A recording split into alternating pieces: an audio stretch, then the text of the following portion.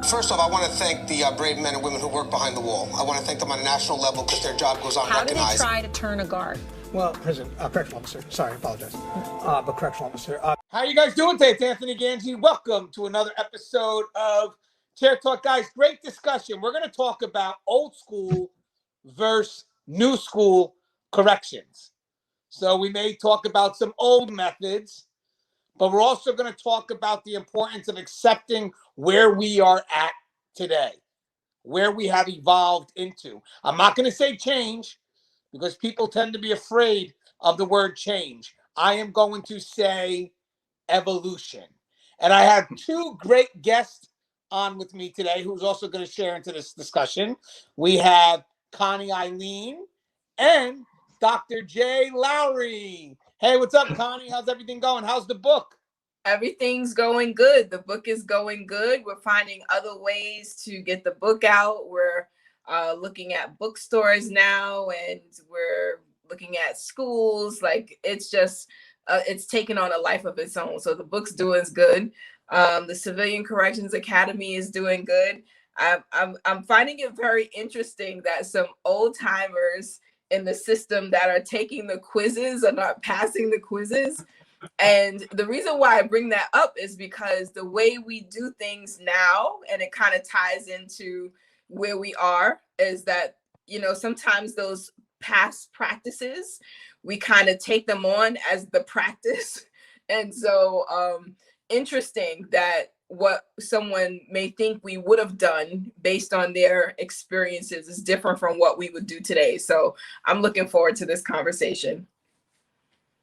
Yes, I think it's going to be a great dialogue. And guys, by the way, we just thought of this on the fly right now. We had other ideas of a show, but we're going to kind of focus on this one.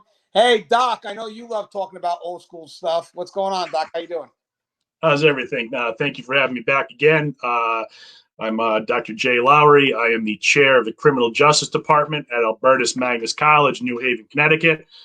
Prior to that, I spent 20 years working in the Connecticut prison system. I retired in 2013, so I've been out for a little bit of time. And yeah, this is a topic that is very relevant to me because I think, you know, my career was somewhat unique in that I kind of crossed over from that old school to new school. So I got a chance to see it as it progressed. Yeah, and guys, and when we talk about old school versus new school, guys, we're talking about the mentality, certain practices that we may remember, but obviously we have moved far away from, or we should, because times have changed. The mentality of the people that we're dealing with now has changed. So it's going to be great to kind of sit back and reminisce of what we used to do. But be advised, we are not telling people that we need to go back to those old school methods. We're going to kind of use that as the foundation to tell people why we have to move forward with where we're at now. But it is good to share some stories. As always, guys, the show is Tier Talk. It's brought to you, or this video is brought to you by Guardian RFID, from inmate tracking and cell checks to cloud-based businesses and artificial intelligence. Guardian RFID digitally transforms jails, prisons, and juvenile detention facilities of every size. Visit guardianrfid.com for more information. Now, guys, if you haven't, please subscribe, interact, engage, comment, hit that bell. Bell's going to notify you every time I post up a video on YouTube right here. And I'm going to go to my other sponsor, which is American Military University. Then when we come back, we're going to be discussing old school versus new school corrections. Stand by. I wanted to attend a university that had an intelligence program. I wanted to look at problems different. I wanted to increase my critical thinking abilities. AMU offered those avenues to expand. Obtaining your degree as an adult, you're actually paying yourself and investing in yourself. You can't put a dollar on it. It's priceless. It's something that can never be taken away from you. American Military University. Learn from the leader. All right, and we are back. So first, let me go to Dr. Lowry first. Doc, when did you start corrections real quick? What year was it? 1993. Okay, and when did you leave? 2013. Okay, Connie, same question for you. I started in 2000, and then I left Rikers in 2010, and then I left the Connecticut system in 2015. Now, guys, I have seen people that have been in corrections for, let's say, 3 or 4 years, and they'll be like, man, things are changing. And you're sitting there like, well, you've only been in the profession for 3 or 4 years. So let's go first with Dr. Lowry. Just a couple of things. So you started in 1993.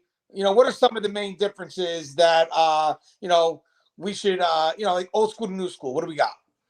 Well, I mean, there are a multitude. I think, obviously the two that stand out, I think the most is the evolution in staff and the evolution of the inmate. And there's a lot of crossover there. I mean, I don't know if you can say it's specifically a generational issue, but as we said, when I began my career, I was being trained by officers that had started at Summer State Prison, which was our state's maximum security facility back in the early mid 70s. So they saw a lot of different things. So in the beginning, they were the ones, after you come out of the academy, after you do all your official training, as some of us may know, you get to the facility and you got your senior training officer telling you, forget everything you learned in the academy. This is how you really do the job. And those were the individuals that I first learned the processes from. Now, the funny thing is, guys, I've worked with some old school individuals. I remember when I was in the one facility, I had entered this facility in 2011, and my supervisor, one of the supervisors I had, started in 1974. Mm-hmm. So, he was pushing, I believe, close to 40 years at one point. And I will say one thing. He was a supervisor that kept to himself most of the time.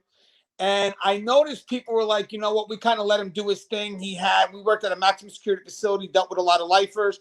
So he also had those same group of inmates. And we noticed that there was a rapport between them that did come with the history that they shared. Now, the new boots didn't understand it. But I was able to kind of look back and get an understanding of what that was. I mean, this was a person, this supervisor who, saw a lot of people come and go in the course of his time, but he also remembered things. And the thing is, the staff that came in, they didn't remember things that he remembered, or they didn't understand the things that were done back then, but these inmates did.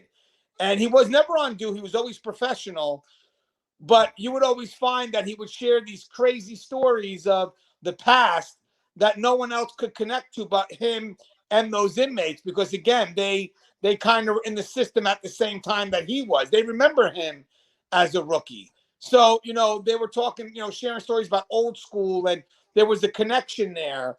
And instead of us as staff trying to understand that connection and maybe sharing some of those stories, because again, I think he was just looking for someone to connect to, we kind of pushed away from that method because again, we're new, we weren't used to it, and we kind of isolated the gentleman. And I believe, looking back, that was wrong. I do. I understand the connection there. Old school, there was a different level of respect. I believe Dr. Jay said it perfectly, the evolution of staff and the evolution of the inmate. But the foundation that we're working off of, I'm talking about the officers of the past, they did deal with a different type of inmate, and they themselves also had that different level of mentality. Hey, Connie, when Dr. Jay said evolution of staff and the evolution of the inmates, I mean, what does that mean to you? What have you seen? I mean, for me, when I started in 2000, I think there was a lot more control of the inmate population, and I would gander to say it was because there was less tolerance of the inmates being out of line or out of order, right? Like I remember walking in, and I remember an officer just saying like, yo, get the F back, right? Like, he's talking to the inmate, and like they responded to that. There was a level of respect that he commanded in his tone and the way he spoke. And I'm not saying that speaking using an expletive is the way you have to relate, but there's a way that I think there's a connection, or a way that, the inmate relates, right? And there wasn't this fear to maintain order. There wasn't a fear that, in the maintenance of order, that they wouldn't be protected. And I think there could be some of that right now. I mean, I remember walking down the halls of Rikers and it was just silence in the hallway. You know, like everyone, inmates went to the sides. They stayed off to the side, didn't say anything. And, you know, on one or two slight chances that someone said something disrespectful or were out of line, like that inmate was put in check immediately. Like it, and if that meant, you know, somebody's getting knocked out, which I'm not saying that we should do that. What I'm just saying is there was a way that, you know, order was maintained and you didn't have inmates kind of testing the staff all the time, right? Because they knew like the staff was going to handle their business and whatever that meant, right? And I think as time changed, you know, even on the civilian side, the way we spoke to the inmates changed, right? Like the conversations became more clinical, they became more politically correct. And even if you could relate to the inmate as though the inmate was talking, so the inmate may be talking like they're on the street, like it was not in the olden days, it wasn't frowned upon if you talk to the inmate the way they talk to you. And I think over time the expectation became that you elevated the conversation and you made it more professional so that the engagement with the inmate would be professional. Now, that's not saying it wasn't professional already.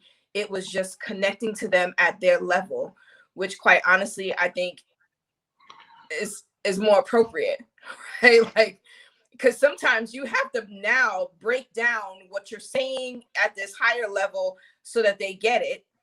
Whereas if I talk to you the way you talk, I'm speaking your language, right? And I think there's a certain responsiveness that you're going to get from the inmate that you're speaking their language, as opposed to me coming in with my highly academic conversation and hoping that they get it, hoping that it translates and that they're going to follow through with whatever I'm asking of them. So I think I've seen a lot change over the years, but I think that's definitely one of them, that we have shifted into this space where we have to be politically correct all the time.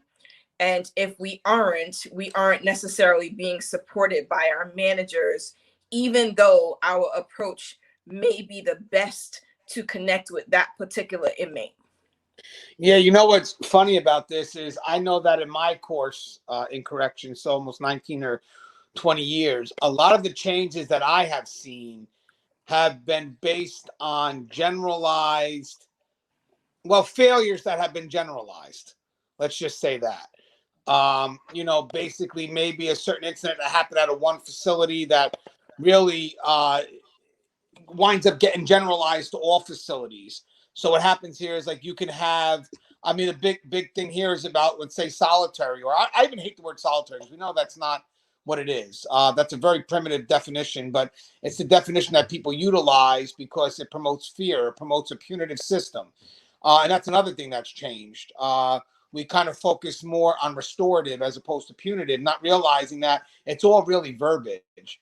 You know, at the end of the day, the practices really aren't that much different. It's just you're using words that kind of sugarcoat it a little bit because in the end, punitive is still preventive. You know, it's all subjective in how people see it. Sure, the inmate that doesn't get what they want or can't do what they want to do, sure, it's punitive to them. But for the ones that they can't be aggressive towards or oppress or whatever it is, well, it's preventive to them. You know, so it's really the verbiage. But what I have seen a lot of is just changes based on generalized, based on failures that they generalize. And what they do is instead of looking for the best practices to generalize or ways to to show that, you know what, maybe this specific facility messed up, but let me show you how it's supposed to operate. They don't do that. They take the negative, they generalize that out to push for the changes that they don't realize. Like, hey, I know in your effort to protect the one, you just wind up putting everyone else at risk. So I find that one of the things for me that changed is how you make an effort to protect the population. The public has been pushing to protect the one, and a lot of the changes that have been made have really focused on one inmate, you know, in general, I mean. But technically, the problem is that when you're so focused on the one, you don't realize how that's going to affect the others down the line. So now we have these changes that are more of like checkers, reactionary. And we as staff are sitting there like with experience saying, you know what, guys, this is going to fail. You know, we're playing chess. We've got experience. We know what's going to happen. And that's why you see a lot of experienced officers leaving or a lot of experienced staff members leaving, because they're watching these reactionary changes and they're trying to say, hey, down the line, this isn't going to work. And then eventually they watch it fall to pieces and like, you know what? I'm done, because we opened up, as we mentioned in the last episode, Pandora's box. But what's your thoughts on that, Dr. J? I agree completely, and I think, you know, as we all know, it's worth pointing out, prison is simply a microcosm of society. So whatever you have in society, you have in prison. I've always believed it's been a few years behind the curve, so to speak. But as societies begin to change and evolve, and the sorts of things that are no longer acceptable in general society begin to find their way into the prison system, to the point we talked about. You know, one of the examples, as soon as you said, you know, evolution and talking about solitary confinement or AS or PS, I remember, you know, one of the officers that trained me, the policy in Connecticut prior to McDougal, you know, back 10, 15 years was whoever puts the individual in SEG takes them out. There was no 14-day review. So if you were the officer and you put the inmate in SEG and you went on vacation for 2 weeks, the inmate stayed there until you came back and took them out. So, you know, certainly that is wrong. That is unjust. And that's certainly something that had to change. But that was at one point and one time, that was a common practice. So to your point, as things change and evolve, a lot of them, you know, I'm not recanting these stories or glorifying and saying this is the way things, you know, we should go back to. I don't believe that. But I think it is interesting. And you know, as with anything, I think it's very important if you're going to study anything in life to know the history of it. If you enjoy sports, you want to know about the history. So I think in corrections, it's very important that staff are at least familiar with the way things were, what was considered appropriate operating procedures. And then you have a better appreciation, I feel, for where things are today. Yeah, and I love that, because that's 100% correct. I believe that, as I said, we've evolved. So understanding, you know, where we were to where we're headed. And sometimes, I'll be honest with you, when we start losing a lot of the old school, they don't see, and it makes sense, they don't see the evolution because they don't feel that they're involved in it. They feel that, you know, their words are not having any value, and therefore what they see is change. And that's not their fault, because again, they're not being involved. Had they been involved, had the people above say, yo, we need to get their voices in this, then it's easier to promote this evolution that's based on growth and be able to bring the old school up and say, hey, these are the practice we're having now. And again, I know it may be different from before, but we're also going to take the concerns that you have, because ultimately safety and security does matter. You know, the thing right now, and maybe Connie could address this, is that the big thing that's changed in my time is a lot more focus on rehabilitation. But I want people to know that the focus should never supersede safety and security, safety and security being the base of it all. But I would like to see, as we go forward, custody having more of a role in that rehabilitation. The reason why I would like to see that is because if they have a more of a role in rehabilitation and people see that, then they're going to be able to be at that table discussing the changes that are needed. You know, I had a good friend of mine who does this show who is going to be involved in Juvenile Justice Commission because of what we do here. And he has a custody background. And the reason why it matters is because people are listening to him on this show and they're thinking like, we got to use some of that stuff, because that's the hiccup. You know, so if we want this world to work, how do we blend that perspective with the perspective of rehabilitation? I mean, I get it. At one point, corrections was totally warehouse. And then it was totally about, we got to get programmed, we got to rehabilitate. And it was very isolated in nature. And now what is it? Blending it. You know, and that shouldn't be 20 years down the line.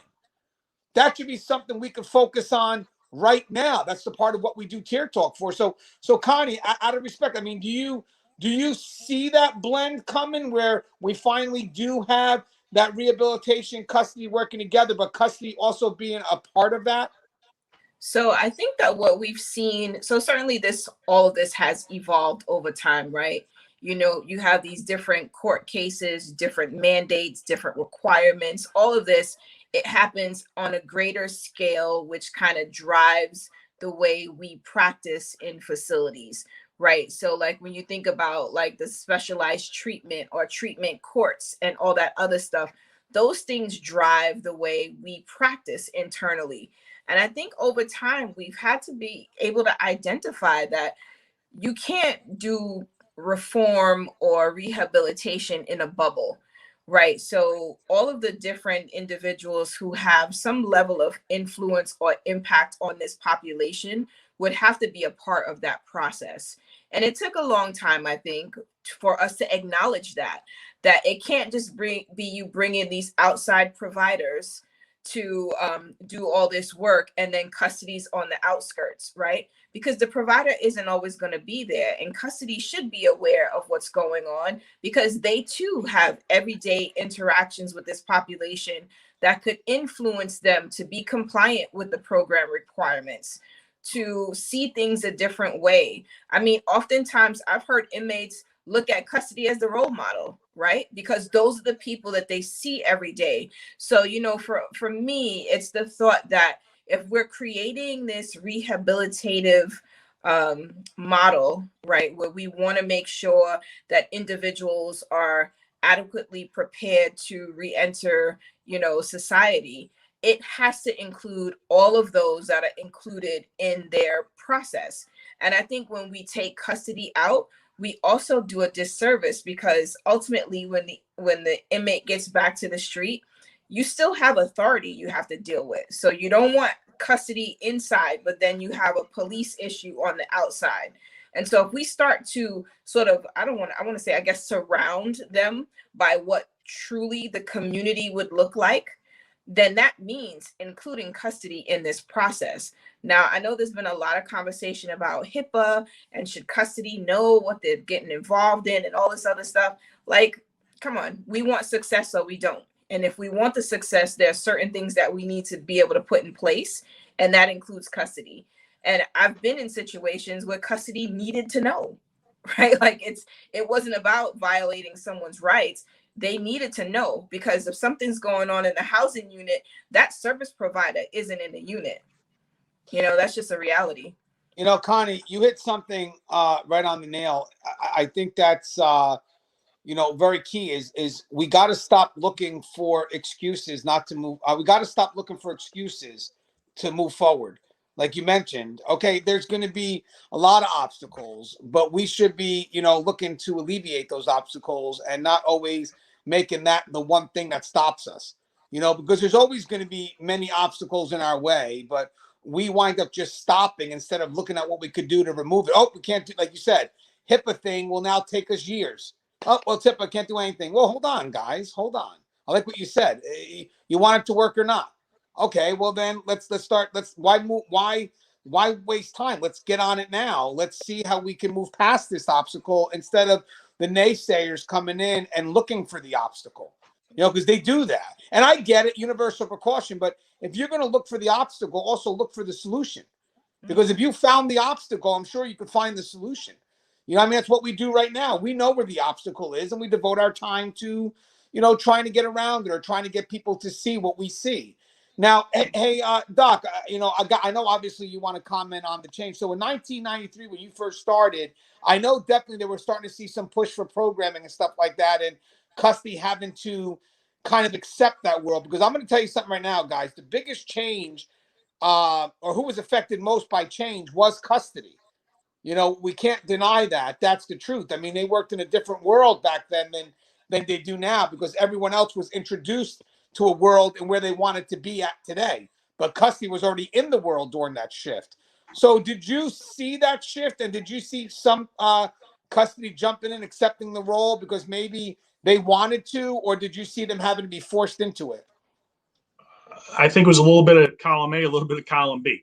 What was unique about my situation coming into the department at that time, I started working at McDougal Correctional. McDougal Correctional opened in 1993. So what we did was we basically took all the inmates who were housed at Summer State Prison brought them from Summers to McDougall and opened a brand new facility. And what we did is we operated a unit management style, which was at the time brand new to this, to the department. It was, as opposed to the traditional linear approach.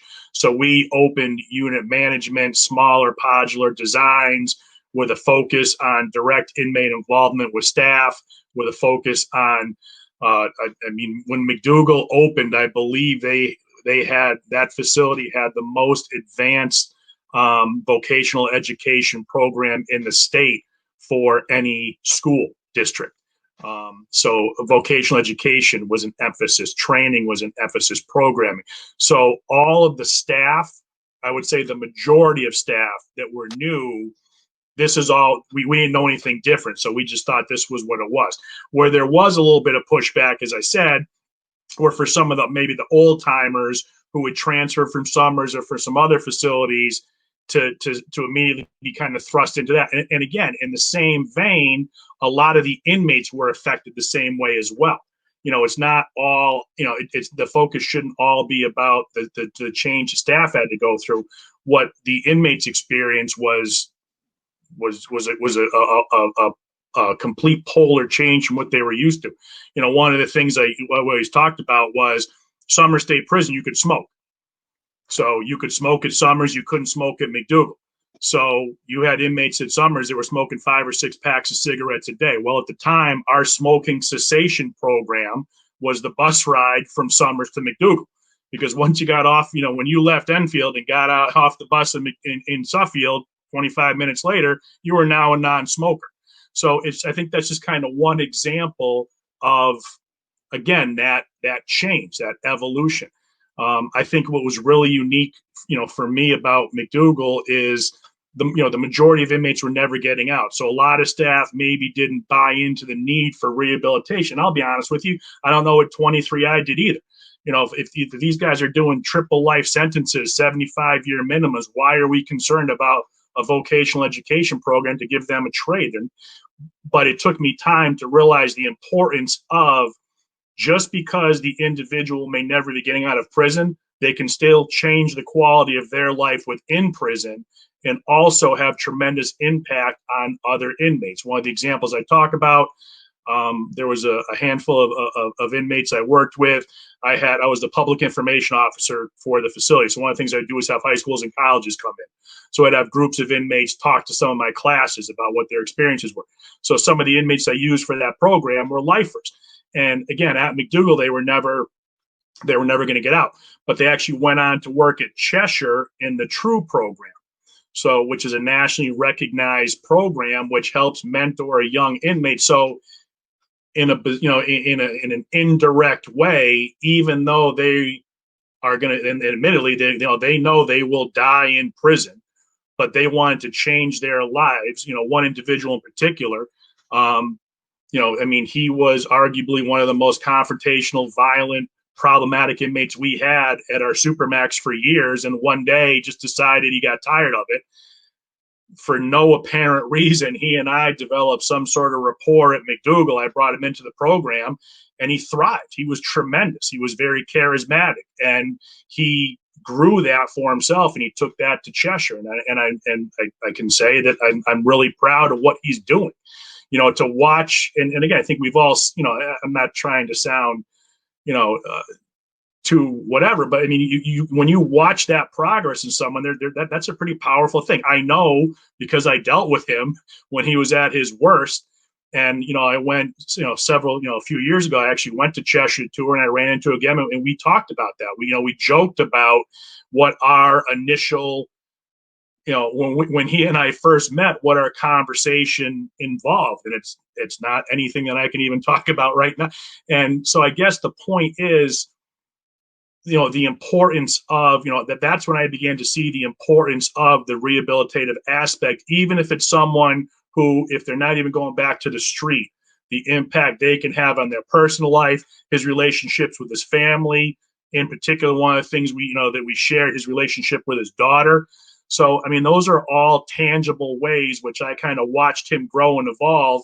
And it just, to me, it reinforced the importance of that. Again, irrespective of the fact that he's never going to make the street.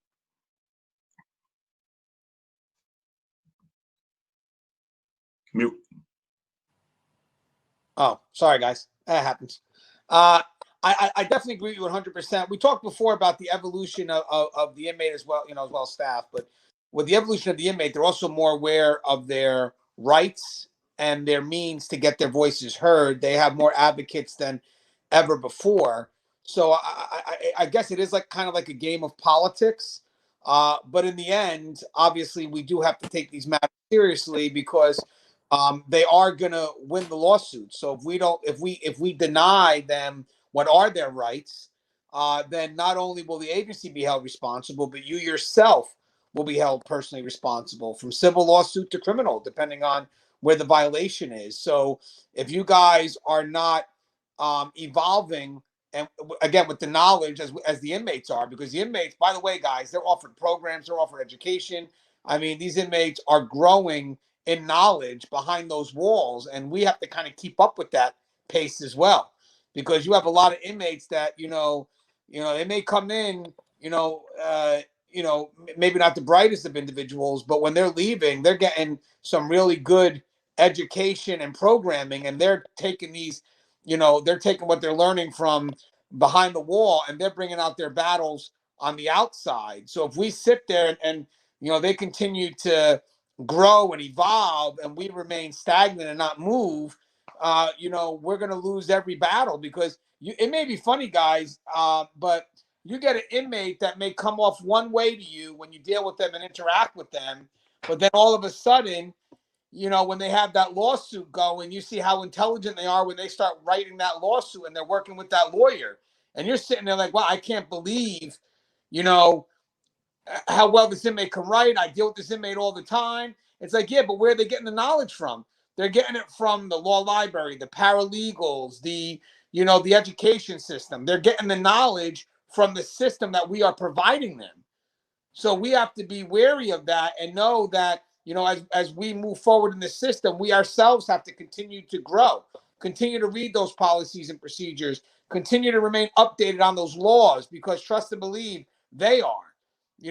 They know what's coming down the pike. They know what's expected, and you have to have that knowledge, because at any time when you don't and you're supposed to know, you could be held liable for not giving them what they're supposed to have. I'll go with Connie first, then you, Dr. J. But what's your thought, Connie, on the evolution of that mindset of the inmate based on the resources we provide them, and then how does that relate to us if we choose not to move forward and grow? So, I mean, I think that's just our reality. Our reality is that there are many educational programs available to the population, and many of them take full advantage of them. Many are going to college. They're doing we've got a lot of private colleges who are providing education to the population. And, when they do connect to the advocates, so first of all, they share all the information they get with each other. And then all you need to do is make at least one of them get smarter, right? Because they do try to help the others to get by and get through and what have you. But then you do have the advocates, and you have, the educational folks who come into the system, and they're teaching. And we would like to think, maybe that they're not paying attention, or they're not really going to benefit, but they do, because when an inmate is able to identify something that matters to them, and it happens to be the right time, right? Like, they are ready for this change. They are ready for, whatever it is that's going on in their life, right? Like, regardless of whether or not they're going to get out soon or they're not going to get out, once they have decided they're ready, they soak up that information, and they are prepared for those opportunities to advocate for themselves in a way that is going to be well received. I mean, there's a lot of coaching and such that they get from their legal aid, from their attorney, from whomever it is that they have supporting. And many of these inmates, they do use their time wisely and spend a lot of it in the law library. I've heard of inmates just having family members do research and sending that information back to them, or sending the information to them through their attorney.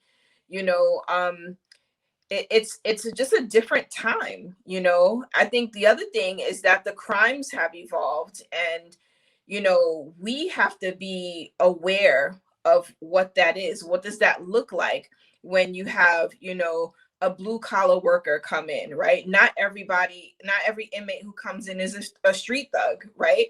Like I've had a dentist come in. I've had like really educated inmates come through the system that you do have to talk to them in a certain kind of way in order to make sure that you're on the up and up, because that's the last thing you need, right? Is that you've got this educated person sitting across from you who can challenge you, and you don't want to not be prepared for those conversations because they will happen, you know. So I think absolutely we are at a point where our population is evolving and we have to stay on top of things. You know, I want to mention something too that I think is very important. Um, we tend to lose control of the house when the inmates know more about how the house operates. So, I mean, guys, I know they may live there 24 hours a day, 7 days a week. And obviously they're going to, you know, observe, and I get that they live there, but we need to always make an effort to read those policy and procedures, read those memos, see the changes that are coming our way. Again, it's a different system right now. Maybe back in the day, you know, certain policies were kept hidden. I don't know, but now they're not. Now everything is public record. So if you're not up on top of it, you know, and you're doing things, and these may start to question you, and then you still continue to do it. Wait till you see how they battle that. And they're going to battle it based on a very good knowledge of what's supposed to be done, how it's supposed to be operated. Nowadays, for any change, there's a memo out. And that memo's got to get posted on that unit for all the inmates to read. And I find that every inmate is more interested in that memo than some of our staff. And then when the staff believe they go to operate in a certain way and try to defend that operation, you have the inmates that know that memo by a T. And then when they go to bring where the memo is not being upheld, they're going to win it all the time. I believe definitely that is something I would recommend to the people that are new, is the inmates are more informed. So you yourself have to be more informed. But what's your thoughts on that, Dr. J? I know you had some thoughts with what we were discussing prior with the education of the inmates as well. Yeah, no, it just brought to mind a very vivid recollection for me. It was 2009. I had about 4 years left to retire. I was on the list for deputy warden promotional exam. I had one of the highest scores in the state. Really thought I was, you know, things were looking good, and that's when I just began my doctoral work. And I will never forget, I had an administrator talking to me, and he's like, "Hey," he goes, "is it true that you're going for your doctorate?" And I said, "Yeah." I said, "I want to get myself set up so I can teach full time when I retire." He goes, "Oh," he goes, "that's great." He goes, "But just so you know, you're never going to get promoted in the department." And we knew each other a little bit, and I kind of laughed, and he goes, "No, seriously." I said, "Why?" He goes, and his quote was, "We don't want you smart." And that was, I wasn't sure if he was joking, but I quickly realized he wasn't. He's like, "We want you to follow policy and procedure. We don't care about your critical thinking. We don't care about your thoughts and opinions on things. We just want you to do what you're supposed to do." So this ties, I believe, directly into that old school versus new school mentality. This individual was of the generation, of the era where that was the belief system. And in hindsight, he was right, because I never got promoted. And that was something that will always stick with me. And I think, you know, based on what we've discussed, I think it's absolutely the wrong approach to have. As we said, inmates are not receiving any less information. They are not becoming less informed. Every day they're getting more information. And I think staff, you know, to your point, you have to be 1 to 2 steps ahead. And Connie, and I can't agree more. You know, several times I had, you know, lawyers or doctors or dentists or professors, you know, that would end up at the facility, and you know, you don't want to be in a position where you're being shown up. And that's exactly what it was, because then the inmates see that just like anything else. And it sets a bad example. So, you know, specific to education, information, learning, staying up on lawsuits, all of that, I think it's imperative. because, as we said, the inmates are doing it. And if they're doing it and you're not, you're going to get yourself caught out one day. I remember at one point there were 48 Laws of Power became a very big popular read at our facilities. And before we could get the books banned, because that's always a problem too, people could see that as affecting their rights. It became my interest. I got to read that book. I got to understand why that book has become so popular. And even if, like, okay, the book is banned, guys, you still should find an effort to read those books and understand why they're banned. Again, 48 Laws of Power, it's a very powerful book. And it's a book that, is supposed to help you gain power. But on the adverse, it also helps you to understand how to take away power. So in our position of authority, that book is a serious threat. Now, if the book is used for the right reasons, I get it. It's about self. But that book, if used for the wrong reasons, can make us question our ability to do the job, in regards to the tools that the inmates are able to utilize that comes from that book. And it's funny because I don't know if Robert Greene, when he wrote the book, he understood why it was banned. It's supposed to be a book that's supposed to help people discover themselves and get power in their own lives. Okay, that's great. But we're talking about inmates here. Yes, we do want them to have some power in correcting themselves, but you're not teaching just that in that book. You're teaching in that book how to manipulate and take power.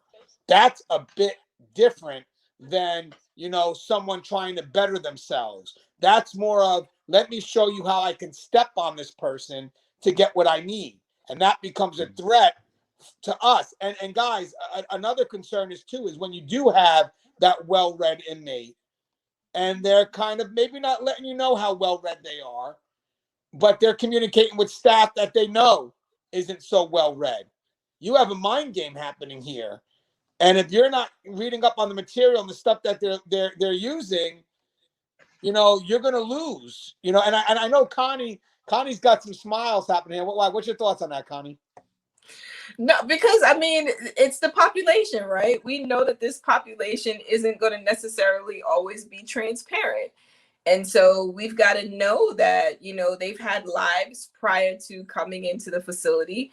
And there's a lot of things that they've already, I've experienced someone who read the 48 laws, and, he was very strategic about how he kind of dropped little gems. He might be talking to, an officer, and he just had a way about it. So like for someone who did read it, I was like, oh, like it kind of like struck a chord. Like, did he just say that? Like, and you want to do your best, because I think that's the other fine line we walk, right? From civilian custody is like, okay, do I say something? Do I not say something? But he clearly understood the context as well as what he was doing. So, when you mention it and you talk about those who are not as well read, it's the nature of the population that they're not going to always show their hand, and they are playing chess and not checkers. And they know exactly who to use what tools against. I think fondly, my nephew is going into the Naval Academy starting in July, and it's one of his books that he has to read. And when I saw it on his desk, I was like, what are you doing reading this? He's like 17. Like, what? And he's like, oh, I gotta read it before I go into the academy. And I was like, wow. So imagine you're reading this, you're going into the U.S. Armed Forces, right? And you've got, inmates wanting to read the same books. So, it just made me take a pause when you mentioned that. Yeah. And guys, I think back in the day also, us versus them mentality was strong. It was custody versus inmates. And I get that there was that divide. But now when we introduce the service providers, the us versus them mentality actually doesn't work. And the reason why is because the service providers have a function, and their function is to advocate. I get that. But technically, to be honest with you, if there's wrong happening, we want them to advocate. because we don't want to get caught up in the bullshit. But the problem is when you have the us versus them mentality, how you view the inmates is how you view the service providers or the people that are there to advocate. So when the us versus them mentality kind of transitioned into the introduction of programming and stuff like that, we saw a very big divide between the program providers and custody, because we saw the program providers as solely there to service the inmate population. But as we grow and evolve, we notice that the more we keep them busy, the safer it is at the facilities, you know? So there is there should be a good working relationship between us and the service providers. I would like to see, as we move forward, more of elimination of that us versus them, because I believe that the service providers, the civilian staff, they are actually an advocate for the system, which includes us. So we don't want to have them against us. I mean, it broke my heart when I had, you know, a service provider tell me, you know, my job is to advocate for the population, but I need custody staff to have my back. And I'm thinking like, well, wait a second, why do you see that as being separate? Why would you not think that we also would want the good to occur? So automatically, when you're advocating, I'm assuming you're advocating for the good, regardless of where the good falls, you're advocating for the good. Why would you think that we would not want to be a part of that? So that broke my heart to see them look at us as separate from the good. But that could be our fault. That could be our fault. So again, the animosity that we have towards that population no longer can have it. You know, if you have concerns with one, again, that's good. We'll deal with it. We got to do what we got to do. But the generalized animosity is not going to work anymore, because now what's happening is we're limiting the partnerships that we have with those service providers and the other extensions of our services that help be a voice for us. You understand that? That means I would love to see, when we have concerns in corrections about our safety and security, I would love to see custody next to a service provider instead of just seeing custody by themselves, like what me and Connie do. And I would love for us to, you know, hey, come on, Connie, you got medical, I got this. Let's show them we're together. Because when people start talking about the concerns, they don't want to hear it from us. But when we're next to that service provider says, hey, you got to protect this officer because that officer protects me. Think about how that magnifies what we need to get out there. That's no longer a whisper, guys. That's someone screaming on the top of a mountain. You're going to listen to that service provider, because that service provider is literally saying, I can't do my job. I can't rehabilitate these inmates unless I get the backing from these brave men and women who are here to do that. And we're not giving them the respect that they can. So therefore, if custody doesn't feel safe, how the hell can the service providers feel safe? What's your thoughts on that, Doc? I could not agree more. I think that's one of the most important aspects. And again, you know, to the point of this whole discussion, the evolution, when I first began, there was a distinct wall. You had custody and you had treatment, and it was very contentious. And I'll be completely honest, as a rookie officer at 23 years old, walking into that environment, given the dynamics, you know, in Connecticut at the time, we had a huge gang issue. First 3 or 4 years before we opened Northern, it was a very violent, dangerous, and all I cared about was getting through my shift. So I wasn't, you know, here I am, you know, you're fighting with inmates all day. The last thing I particularly care about at that point was whether they got to their program or not. But I think it's human nature that we begin, you know, we view things through a certain lens, and that was my lens. It wasn't until, you know, I got more time on the job, a couple of promotions, that I began to see the bigger picture. And I think, you know, what you said is incredibly important. I think that you need, as much as possible, all sides need to work together. And that was something that, you know, I did see through, you know, that's something that I lived through. You know, like I said, from the time I started to the time I retired, the one thing I can definitely say that I saw a tangible change specific to the agency was the way groups work together. And you didn't have that animosity or conflict, you know. Again, in a unit manager setting, as a unit manager, every morning we would meet with the warden, the deputy wardens, whoever was in charge of medical, whoever was in charge of food services, everybody got together every single morning, discussed all the issues. You know exactly if one inmate transferred from HPOD to iPod, the unit manager from H gave the unit manager from I a heads up.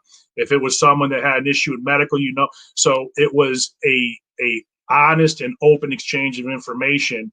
And I think that it was imperative to, you know, when you look at, in my 20 years, when you looked at, you know, McDougal was one of the largest maximum security facilities in New England, general population. When you look at the number of incidents we had, I think 1 homicide, no escape attempts, no hostage situations. I attribute a lot of that to, you know, to specifically to unit management and the evolution and change of the way corrections was run, that people began to work as a team as opposed to strictly us versus them. Again, those strictly my personal opinions, but that's what I would base it on. And I got to get Connie's perspective on this because, again, you know, starting as a civilian, let's talk about the dynamics and did that change as you were leaving the system? So it did, you know. So one thing I was able to identify early on is that, you know, because civilians are unfamiliar with the environment, they're unfamiliar, like they usually don't come in with any law enforcement experience. We really don't know what to expect. You know, we come in and we're kind of prepared to do our jobs, but that's kind of all we can do, right? And so when we're walking into this us versus them and we don't even understand it, it's easier for us to sort of build on some animosity just because there's no communication or because there's this misunderstanding that somehow there is a us versus them. We don't know no better. So what I began to see was the culture began to change of various institutions, right? Where it was, you know, civilians were included in morning meeting. And it's like the slight shifts, right? Oh, we're having this meeting about, you know, the KEEP program on Rikers. That's what they did for MAT. So like you've got civilians who are now a part of this discussion.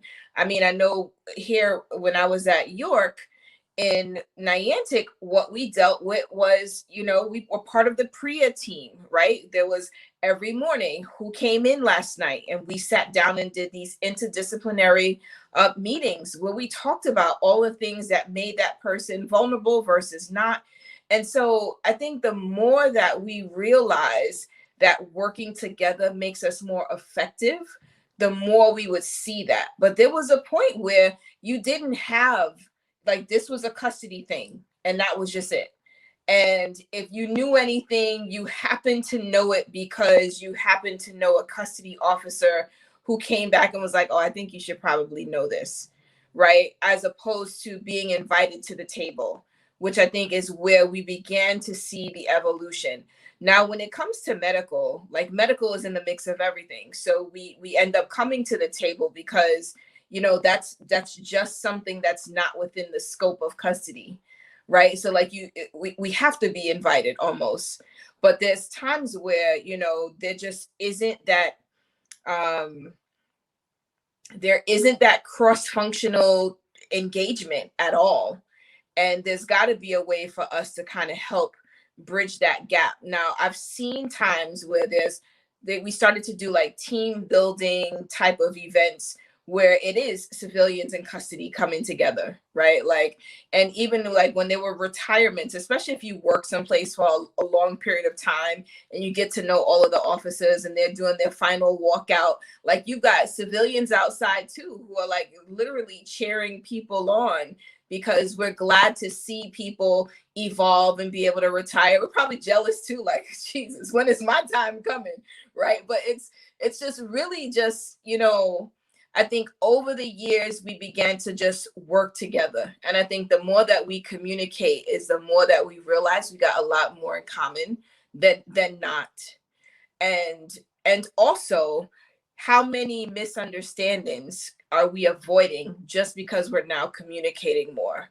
And particularly when you have a system where, for me, where we had tons of medical appointments going out, for example, this one is diabetic, this one's hypertension, they got special diets, they need to get their meals before they leave, or else they can't go to court. And then it causes a whole problem with the court system. It causes a problem on the bus. Like, I feel like the communication helped us to alleviate all of those issues that can be avoided. And as we see that works, that mental health, that civilians can be trusted with the information, I think you also begin to receive that, or to see that the information we provide, you can actually rely on it, right? It's because it's intelligence that you otherwise wouldn't have.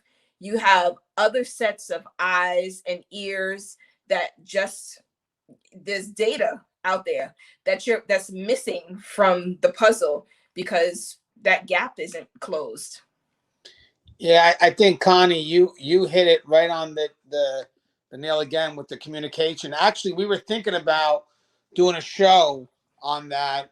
Maybe we will discuss that, because that does lead into where we're at. You know, that communication will definitely show that we do have a lot more in common. And with that message, we can move forward as a team. And I want people to realize the reason why we're having this dialogue, guys, is because the world is moving forward. So I could keep giving you guys stuff that wishes for us to go backwards. But I've learned in my course of, you know, however long I've been doing this show, Tier Talk, for many years now, that we have to move forward with the times.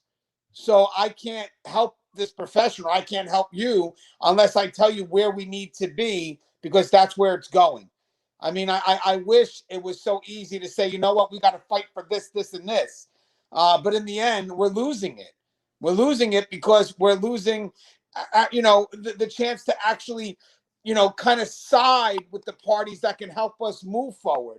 I think what we look for is not so much different than even what the inmates want, you know, to some extent. And I think that once we come out there with that voice connected to those who are seen as credible, like those service providers, we start to be seen in that same light. And next thing you know, people are hearing our voice and hopefully pushing for our changes. You know, but in the end, I think having this dialogue is needed because it's reminding people of the evolution. It's still telling people, hey, I get the foundation. You know, I get where it all originates from, but we can't stay there anymore. You know, we can't, guys. If we stay there, you know, guys, the system's going to keep moving without us. And in the end, all we'll see is one-sided have their change. It's going to be very unbalanced. So, I mean, one person even asked me a long time ago when I went on Al Sharpton, how could you go on Al Sharpton's show, Gangi? You know what he's about. Yeah, but he was the only person giving me a chance to speak about my concerns. You know, he was inmate first, I was custody first. You know, but what am I supposed to do? Wait for an opportunity that doesn't come, or seize the moment and make it my own? I seized the moment. Did I respect his perspective? Yes. You know why? Because not only did he respect my perspective at the time, he also allowed me to speak it on national TV. The only difference is he was inmate first, then staff, and I was staff first and inmate. I mean, am I a big fan of him? No. But having said that, he gave me an opportunity to speak my mind, so I'm going to respect that moment. I'm going to respect what he gave me. Same thing they said with Anderson Cooper, Gangi, what he stands for. Yet he chatted with me for like an hour before the show. He was concerned about what we do. And then during the show, he stuck up for me. He stuck up and said, hey, it's not only correctional officers getting caught out there, there's lawyers too. So in the end, I know there's politics and politics, but I just learned to care about how people treat me in this great profession. If I feel that they're able to give me a platform where I can speak my voice, I don't care what their political beliefs are at this point. I don't. Just give me the platform and let me tell you that, hey, custody needs respect too. And if they're going to give me a chance to do that and nobody else is giving me the opportunity, how dare you tell me not to take that opportunity? You know, it's foolish, guys. We want to pick and choose, but in the end, if that's the only platform we get, then we go on there and we fucking own it. We own it. We don't sit there and be afraid because they're going to twist what we say. Maybe they won't. But at this point, we have to take risks. Just trust that the person making the attempt is doing it for the right reasons. staying true to the original message that started it all. But in the end, as we move forward, we've grown, we've evolved. And it would only set us back if I still stayed and preached the old message. What does that do for us, guys? It does nothing. It does nothing. Hey, Doc, you have anything you'd like to say in closing? No, I think this was a fantastic discussion. I agree with everything that was said, and to your point, I believe that it is imperative that correctional professionals who are truly interested in change and evolving and doing the right thing are familiar again with the history. I think it's important to know the way things were done and why it changed and why it evolved. And change and evolve is difficult for all of us in a lot of different ways. When I retired, I needed to get better care of myself. So I started eating more salads. To me, that was a huge evolution. And it's just something that, we know what we need to do. And I am a huge proponent of, and I say this all the time, working in academia, we need people from corrections out there talking about it, discussing the issues, because again, it's shrouded in mystery. A lot of people don't know what we do, what corrections is like. They hear a lot of inmates, they hear a lot of attorneys, but I think it's really important for the professional men and women working in the field to have a voice and discuss it.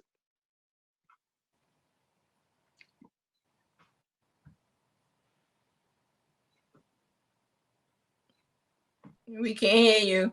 Yeah, sorry about that. Still trying to learn the message. But what I think is great right now is I love what Dr. Jay said. Ultimately, the message that we're having is we're trying to move things forward. I mean, that's the key. We're trying to do what we can so we don't get lost in the system. And there has to be a trust here, guys, because you're going to see that these shifts may have been subtle at the beginning, but they're not no more because we haven't moved. So now we have to take leaps because at the very beginning, they were small and we could have easily moved into it. But because we were resistant, because of maybe the words being used, change. Well, I'm saying the word evolve because all that's going to happen is the jumps are going to get further and further. So we can't get mad because now we have to take the leap because prior to this, it was a step. So now I'm telling you guys, take the leap because after that, it's only going to get further. And Connie, obviously, this message hits home with you too because you've been on the civilian side, but you've also worked with staff that embraces that and does move forward by taking advantage of the resources. So in closing, what are your thoughts? My thought really was if you want to stay on the sidelines and be angry, you're welcome to do that, right? But staying on the sidelines does not help change become meaningful change. It doesn't help that path forward to be a path that you could get behind because you've contributed to the conversation. And so I would just say to everyone out there who, you still have that passion for corrections, you're still loving the work that you do. If you truly want to see change that matters, it's time to use your voice and to sort of get with the program. If they're looking for advocates, they're looking for people to participate, they're looking for people to sit on boards, to be a part of these discussions. They're looking for people who've actually been there, done that.